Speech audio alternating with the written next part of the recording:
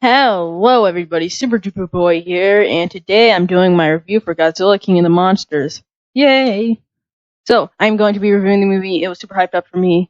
As you can probably tell by the 3.5 billion videos I did on it. So this review will be starting spoiler free, and I will be going into spoilers a little bit later. I will definitely warn you when I start talking about spoilers. So, starting off, if you want some random number, I'm going to give this movie an 8 out of 10. It was a good time. It was just a really fun movie. And now that we've had the first Godzilla and Kong Skull Island, the cinematic universe is definitely taking shape. I'm actually really hyped for Godzilla vs. Kong.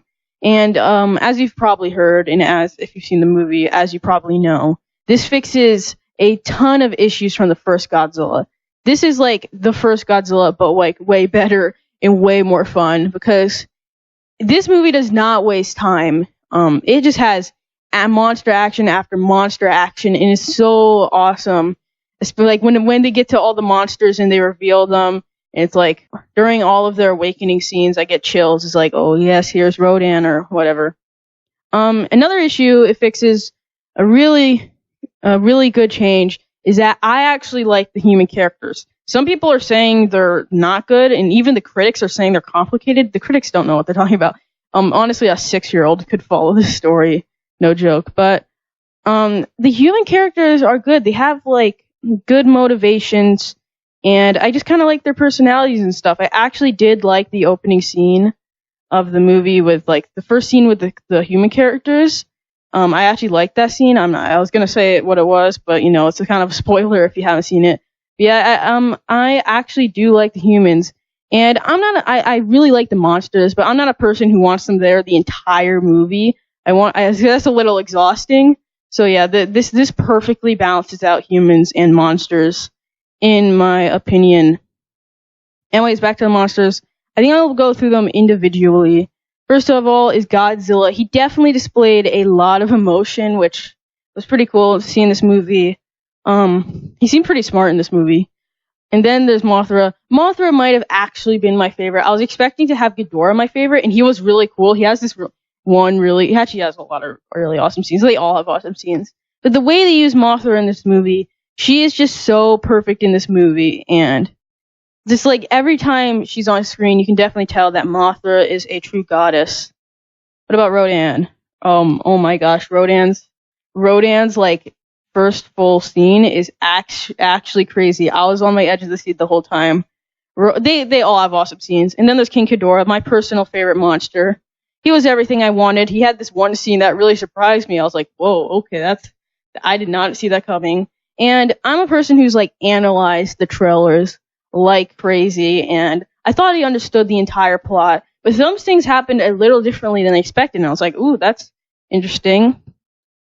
Okay, before I start talking about spoilers, I want to talk about a few more things. Of course, this movie has issues, and there's one issue that I have to wait until the spoiler part to get into. One issue I have, but this movie has some problems. Like one of the character motivations is a little hard to believe, and they're always ready to like spew out exposition, whatever. I really don't care.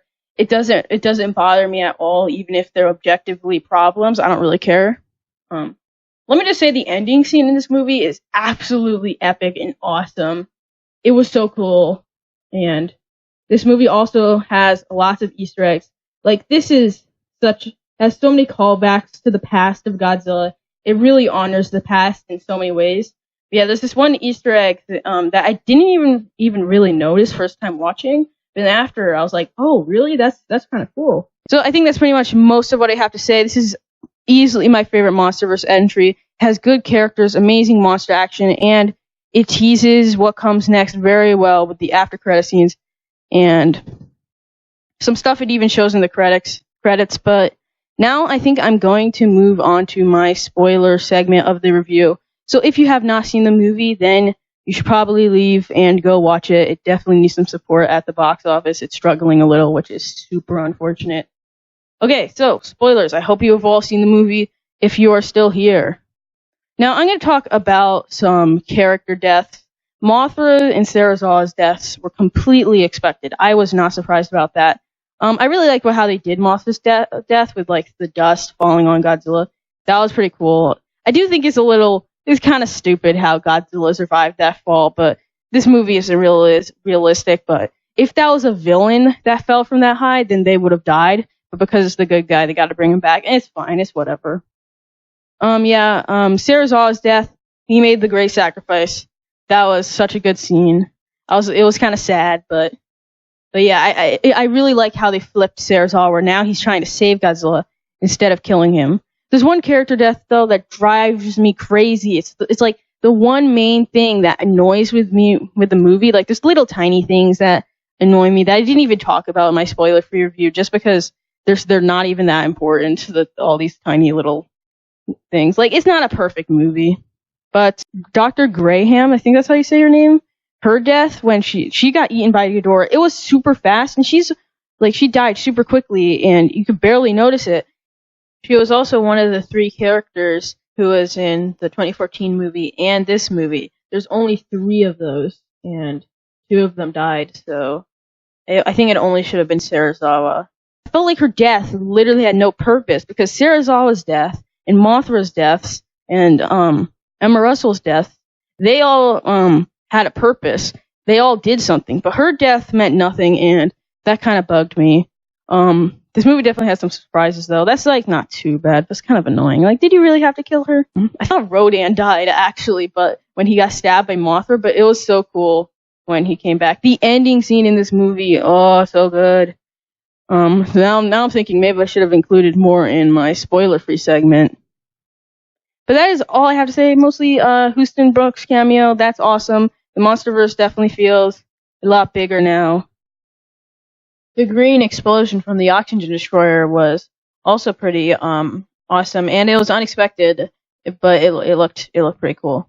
How it's all like big and green. This was everything I wanted. The action was amazing. The characters were surprisingly good. Everything. I just liked every second of it, except like I was a little mad when Graham died. But that's about it. Thank you all so much for watching this review, and I will see you all next time. Peace out.